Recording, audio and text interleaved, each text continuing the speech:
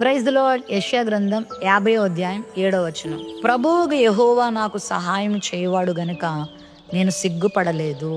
నేను సిగ్గుపడనని ఎరిగి నా ముఖమును చెకుముకు రాతి వలె చేసుకుంటుని. సిగ్గుపడలేదు అని అంటే అర్థం ఏంటంటే తలదించుకునే పరిస్థితి నాకు రాలేదు అని అర్థం.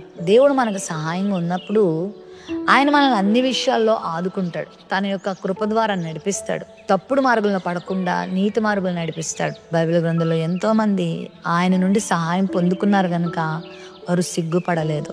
అంటే వారు ఓడిపోలేదు, వారు విజయాన్ని పొందుకున్నారు. మనకు తెలుసు రాజులు ఎంతో మంది బైబిల్ గ్రంథంలో, యూదా రాజులు తమ కష్ట సమయంలో, తమ దుఃఖ సమయంలో దేవుడి మీద ఆనుకున్నారు. దేవుడు గొప్ప కార్యం చేశాడు.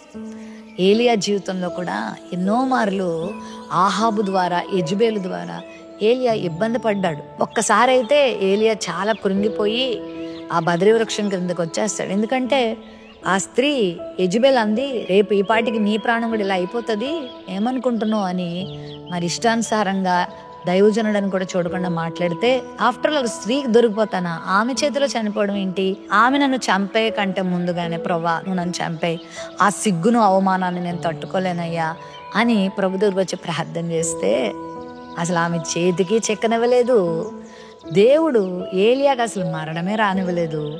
ఎవరైతే ఏలియాను ఇష్టానుసారంగా మాట్లాడి అవమానపరిచిందో ఆ యెజబెలు కుక్క చావు చచ్చింది. అంత మాత్రమే కాదు, కుక్కలు కూడా ఆమె రక్తాన్ని నాకాయి.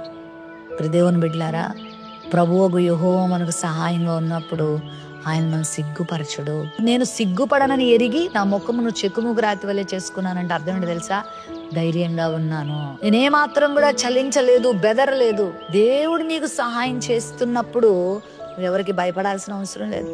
ఏ బెదిరింపుకు జడవాల్సిన అవసరం లేదు. ఏ కర్రకు, ఏ కత్తికి, ఏ పేపర్కి నువ్వు జడవాల్సిన అవసరం లేదు. ఏ నోటి మాటలకు బెదరాల్సిన అవసరం లేదు. ప్రభు నీకు ఆశ్చర్యకరమైన సహాయం చేస్తాడు. అద్భుతమైన సహాయాన్ని నీకు దేవుడు చేస్తాడు. షడ్రక్ మేషక్ అబేద్నెగోల్ని సిగ్గుపడినిచ్చాడా?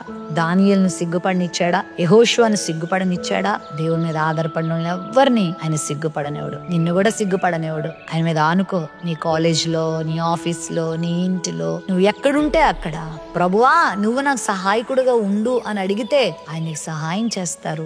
నువ్వు బలపరుస్తారు. నేను విమర్శించేవారు ముందు, నేను బెదిరించేవారు ముందు, నేను అవమానపరిచేవారు ముందు ప్రభు నీ తలెత్తుతాడు. నీకు ఆయన సహాయం చేస్తాడు. అద్భుతాలను చూస్తావు.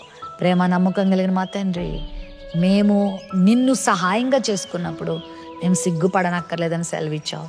ఇదిగో ప్రభువా, మరి నీ కృపచేత నీ బిడ్డలు నింపి, మరి ఏ కలవర పరిస్థితుల్లో, ఏ దిగజారిన పరిస్థితుల్లో, ఏ బాధాకరమైన పరిస్థితుల్లో నీ బిడ్డలు ఉన్నారో వారికి నువ్వు సహాయం చేసి వారు తలెత్తి వారికి మేలు చేయమని కోరుతూ యేసు నామములో ప్రార్థిస్తున్నాను తండ్రి.